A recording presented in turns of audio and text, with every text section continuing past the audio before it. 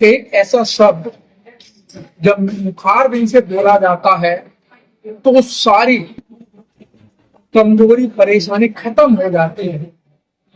लेकिन लोग कहते हैं कि पुरानी बातों को भूल जाना चाहिए, लेकिन जब माँ की बातें याद आती हैं तो आंखों से आंसू आते हैं कि उस मैं आज मेरी माँ मेरे साथ होती है तो मैं क्या से क्या नहीं कर देता। तो आज उसी बात को लेके हमारे बीच में हरबंस सिंह सिद्धू बैठे हैं और आज माँ के उन्हें पुष्पांजलि और श्रद्धांजलि देने के लिए दिल्ली में ही कई राज्यों से यहाँ लोग आए थे, क्योंकि आपके पिताजी फ्रीडम फाइटर रहे हैं और उनकी अनुपस्थिति में जो माँ ने अपना रोल अदा किया, बड़े आंखों में आंसू आ गए। तो इन सब चीज को लेके आज माता जी की आज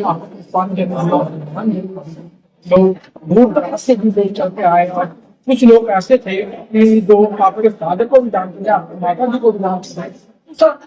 ऐसा कौन सा क्षण है जब माँ की जब याद आती है? देखिए, हमारी माता जी जो है वो उन्होंने 4 बेटों को जन्म दिया और एक बेटे को जन्म दिया। 4 भाई हैं और एक हमारी बहन है।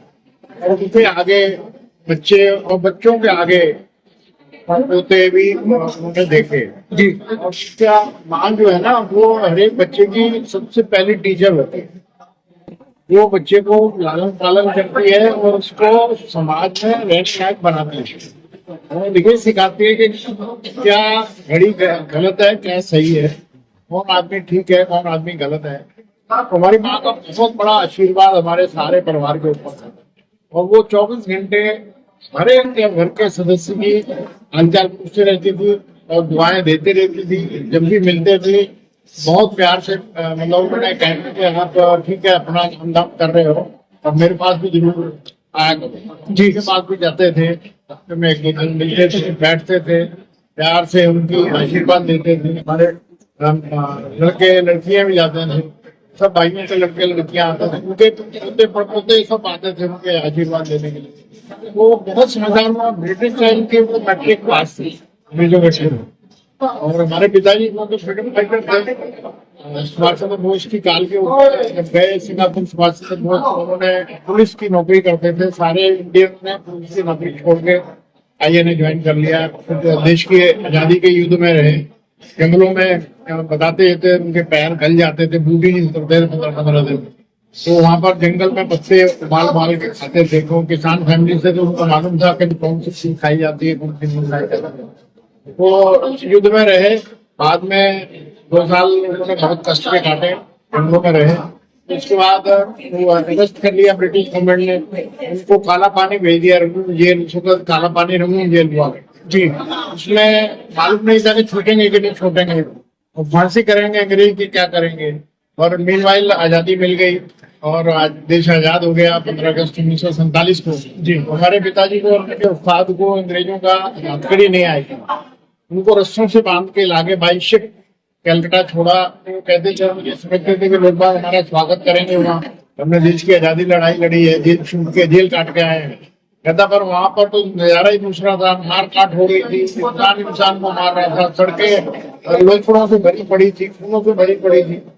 वो पार्टीशन के टाइम पर बहुत कत्लेआम हुआ।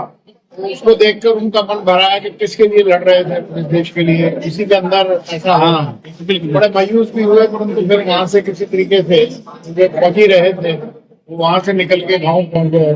गाँव में ये था कि उनका कोई खबर नहीं थी, गाँव वाले भी ये समझते थे पता नहीं है कि नहीं है। खैर वहाँ पहुंच गए। गाँव का जो इनका हिस्सा, हमारे दादाजी डेथ हो चुकी थी, वो हिस्सा छोड़ गए थे। 7 भाई थे हमारे पिताजी और एक उनकी भी 2 बहनें थी। जितना हिस्सा हमको छोड़ गए थे उसको दोबारा संभाला, नया घर बनाया, बीकानेर जाके सेटल हो गए। बीकानेर में हमारे पिताजी की शादी हुई।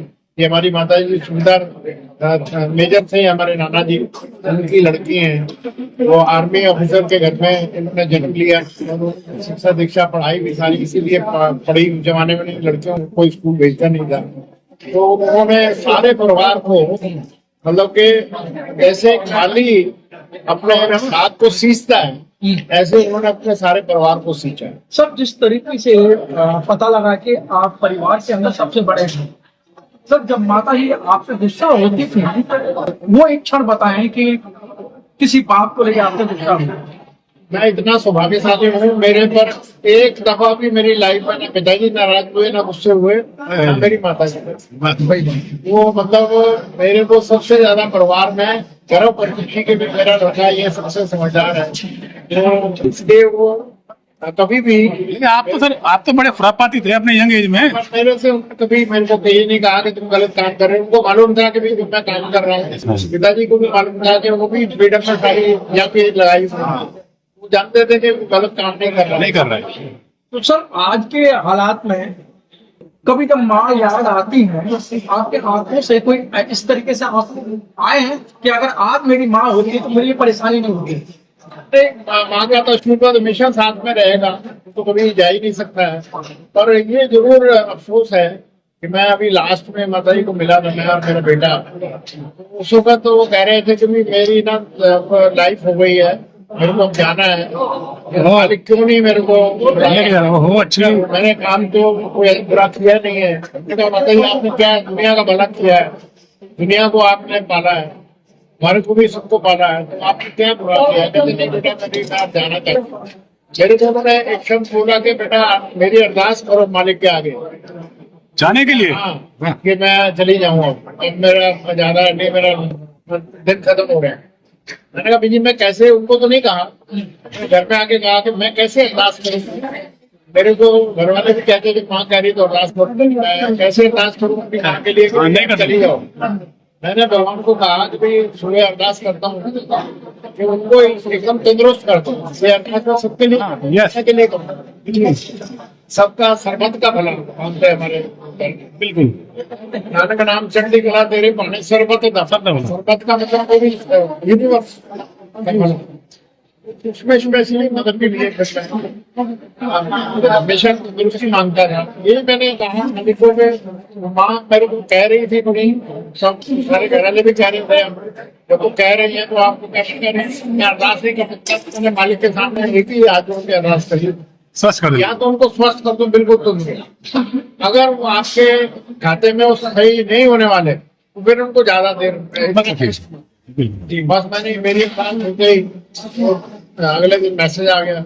अगले दिन सर ये जिस तरीके से हरगंज सिद्धू जी का जो नाम है बहुत बड़ा नाम है, इसलिए भी विदेशों के अंदर नाम है, क्या सर उसको माता ऐसी बात समझते हैं या आप अपनी मेहनत समझते हैं? मेरे भी माँ बाप का बहुत आशीर्वाद, मेरे नाना नानी का बहुत आशीर्वाद है। वो भी आर्मी ऑफिसर थे, तो राष्ट्रपति का मेडल मिला था मेरे नाना जी को भी, मामा जी को भी। तो मैं नाना के पास पला हूँ, मैं नानी के प्यार में पला हूँ, मामा मामी के प्यार में पला हूँ।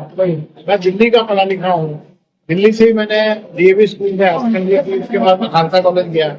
मीनवाइल मेरी नौकरी लग गई, फिर मैंने एज एक्सटर्नल कैंडिडेट जब मेरा रिमूवल हुआ 74 में, मैंने अपनी ग्रेजुएशन कंप्लीट कर दी दिल्ली यूनिवर्सिटी में। फिर मैंने इंटरनेशनल बहुत कोर्सेज किए हैं, मैं बाहर जापान गया हूँ, सर गया हूँ। एक सवाल में पूछना चलते चलते,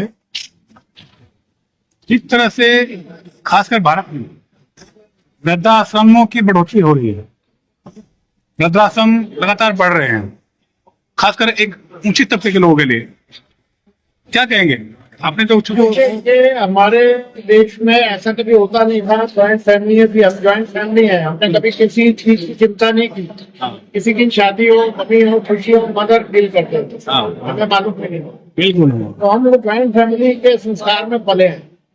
तो मेरे को तो नहीं, छोटों को डांट देती थी मेरी मदर, मुंह पे डांटती, कभी बच्चों से डरती नहीं थी। ऐसी माता तो हम कह रहे सारी दुनिया को मिले, जिन्होंने हमारे को इतना पाल पोस के बड़ा किया, शिक्षा दिलवाई, और फिर अभी हम सेवा कर रहे हैं, उसमें कभी रोका नहीं, आशीर्वाद ही देते थे बेटा। बहुत बढ़िया। और आप देखिए कि 84 के दंगों में मेरी माता मेरे साथ में थी। 84 दंगे हम मालिक ने ही माँ के और बाप के आशीर्वाद से बचे हैं। वो सारा मैंने माता की अपनी आंखों से देखा है 84 के दंगों में। मदर भी हमारे साथ थे, नानक में शिफ्ट हुए थे, आर्मी हमारे को ले गई थे, दूसरे तीसरे दिन निकाल के। हमने बहुत माँ बाप का भरपूर आशीर्वाद दिया और उसी का कारण है कि आज हमारे को जहाँ पर भी हम खड़े होते हैं यस कामयाबी जो मिलती है तो मन से तो हम सेवा करते हैं। ये शुरू से आदत है। मैंने कभी किसी को घर पे आए हुए भी चाहे कितने भी मैं कष्ट में हूँ, चाहे मेरी तबीयत ठीक भी नहीं है, चाहे मैं कहीं से थका मारा आया हूँ, पर जो मेरे घर पे आ गया मैं कभी उसको सुने नहीं जाने दिया। हमारे पिताजी भी यही कहते थे कि बेटा हमारे जो दादा परदादा थे उनको दुनिया 25 दो का मतलब 2 मील उस वक्त 50 किलोमीटर हो गया। वो चक्कर काट के भी हमारे दादाओं को मिलने आते थे। हमारे घर पर वो पते रहते थे, मुझे ऊपर को खाना भी खिलाते पता था, विश्वास था। राजस्थान में तो खाना भी खिलाते थे। हमारी दादी चूल्हे में फिर खाना बनाती थी और फिर उनको खिलाते थे। वो कहते थे बेटा गुरु मिलने अभी आएगा जब किसी से प्यार न बोल। अगर आप किसी के आने पर बच्चे में वट डालोगे आपकी फेस में पता लग जाएगा रीडिंग से कि आप खुश नहीं हो, खुश नहीं, yes. तो कोई आएगा नहीं। परंतु अगर आपके पास कोई आया मेहमान, उसका आपने आवभगत किया, स्वागत किया, अपने नसीब का खाता है, तो हमारा कुछ नहीं। सही बात। और अगर उन्होंने आवभगत की तो समझो आपको वो कुछ भी नुकसान होगा वो नुकसान उठा करके आपको मिल जाएगा। और अगर आप एक कुदरत की दी हुई आत्मा से देखकर खुश होते यस, और उनके आवभगत करते हो तो उसका बहुत बड़ा फल आपको मिलता है।